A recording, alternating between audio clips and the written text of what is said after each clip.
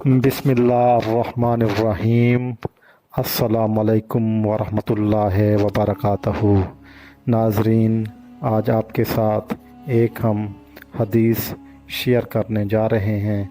मेरे मोहतरम भाइयों और बहनों, ये आज की हदीस वालिदैन की खिदमत के मुतालिक है।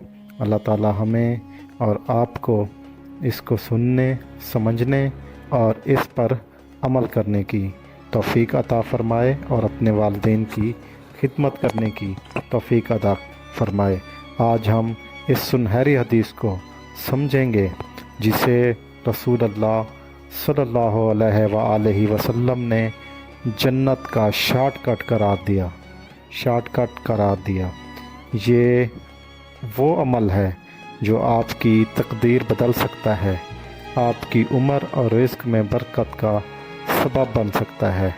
तो आज ज़रूर सुने कि वालिदैन के साथ कौन सा सलूक आपको जन्नत के दरवाज़े खोल देगा। हदीस उर्दू तर्जमा। राज़ी हो जाए माँ बाप तो राज़ी हो जाए रब, नाराज़ हो जाए माँ बाप तो नाराज़ हो जाए रब। सनीन तरमज़ी 1899 ये हदीस का रेफरेंस है।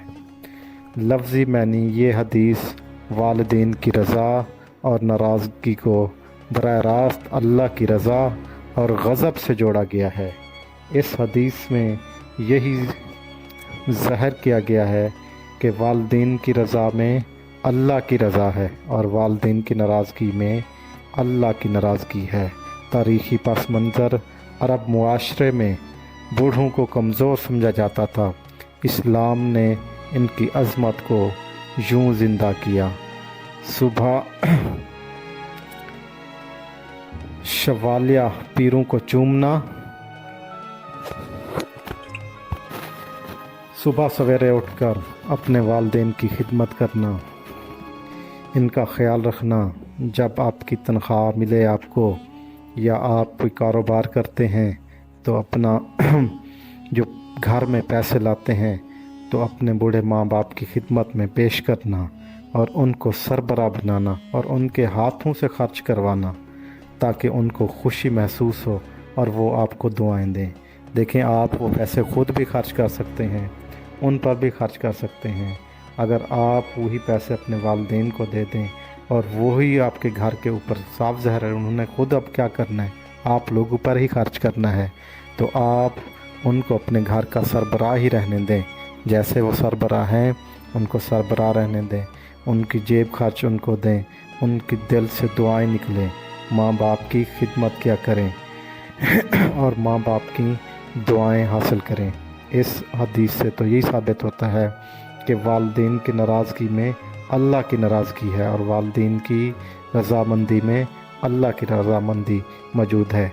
जैसा कि आपने सुना नाज़रीन, तो आपने और हमने अपने वालिदैन को नाराज़ नहीं करना बल्कि अपने वालिदैन को खुश रखना है, उनकी खिदमत करनी है। जो दूसरे कंट्रीज़ में ओल्ड होम का कंसेप्ट है, हमने वो कंसेप्ट नहीं लाना बल्कि अपने माँ बाप की खिदमत करनी है और ये मकाफ़ात अमल है।